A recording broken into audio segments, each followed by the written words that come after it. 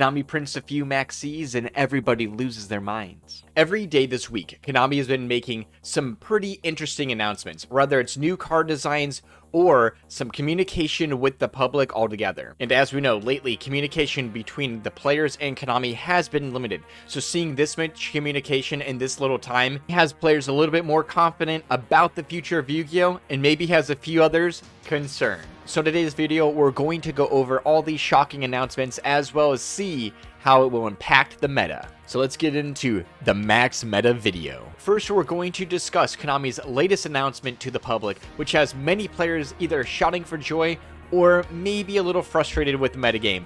But honestly, it's very important to note. And now, Konami has stated that the players are expected to be seeing the next Banlist around late August because they want to see how the meta is impacted with the latest pack, Infinite Forbidden. And now I know some players wanted to see a switch up of the metagame before the North American Nationals this year, but honestly, I think it's good that we're going to be seeing Snake Eye with Fiendsmith at full power leading into the end of the year, end of the Fire format, and honestly give it one last kind of mini format for that tier 0 before Konami goes to town with the ban list. Not only that, I think choosing to do it after Nationals gives Konami a little bit of extra time to potentially get a couple more cards sold. Yes, that is obviously what they want in the long run, but on top of that, we will actually see a potentially a little bit more meaningful ban list out of Konami this time around, unlike some of the ones we've actually previously seen in the last few cycles. Given that we will no longer be in the pinnacle of the tournament season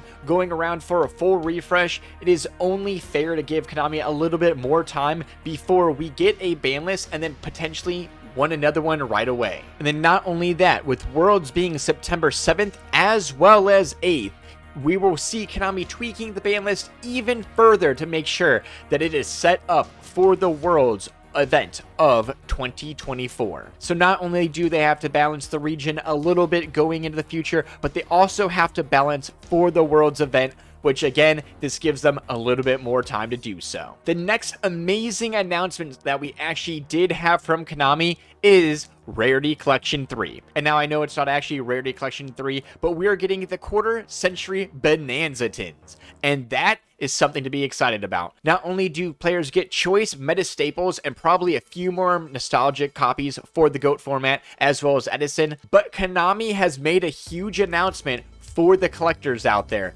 and that is they will no longer be printing the quarter century secrets as quarter century rare in the tins. And now, while we've seen a little bit of a freeze in the buying of some of these higher, more sought after cards in fear that Konami will reprint them in the same rarity, it has been shown that Konami now is aware that the players will not stand for this. And this is a huge announcement moving into the future of collecting for Yu-Gi-Oh! And then not only that, but Konami also has made a few hints that this quarter century secret rare is about to be gone, because once this year ends, we're going to be moving out of their quarter century little celebration that they've been doing for quite some time now, and it would not surprise me if a lot of these cards that have been easily available don't go with them. So whether it's from Rarity Collection 1, 2, or from the Bonanza Tins, definitely be picking up the copies of these collector cards you want before they're harder and harder to get as we move into the future.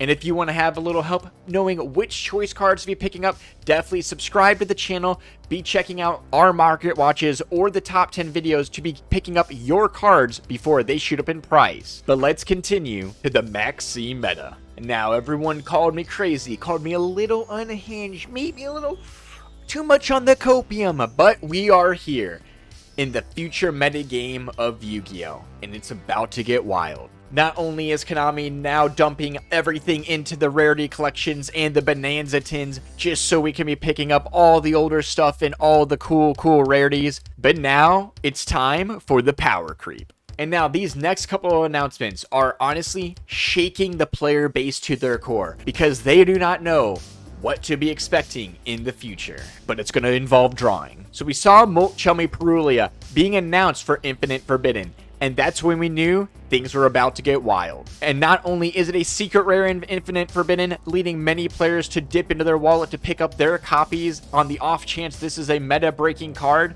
but Konami has actually revealed a newer version of the archetype, and that is Molchummy Fuaros. And now, much like the other Molchummy, this one will allow you to draw cards every time your opponent special summons from the deck or the extra deck. And this leads many players to be very excited because this is closer to the effects of the original Maxi, because this will actually keep the opponent in check from summoning multiple times from the extra deck. So the Molchummy Fuaros is actually a card many players are looking forward to in the future to be able to combat against the most recent meta. And this is leading many players to assume that we're going to be receiving a third Molchummy, which actually allows you to be drawing when they summon potentially from the graveyard or the banished. And now the real question is it going to be an earth or a fire? So definitely be keeping a lookout in the future of the metagame with these Molchummies, because they aren't going anywhere. But that leads us to our actual subject, and that is Maxi. Now, sad news for the speed duelists out there. Speed Duel is coming to a close, but for those looking for the copies of Maxi that play in Edison, look no further, because Konami did something crazy, did something a little wild, and that is they're reprinting Maxi. And now, a while ago on the channel, we were making up some pretty crazy tinfoil hat theories because Konami not only removed it out of the Trap Trick structure deck, but took it out of Rarity Collection 1 altogether. And that led many players to believe that TCG was forever safe from Maxi. Now, many players think that the only reason Maxi was actually put into the Speed Duel box was to make the sales, and honestly, that's pretty true. But we are also seeing Maxi being a big staple in the Edison formats, and that is actually a card that does need some reprinting.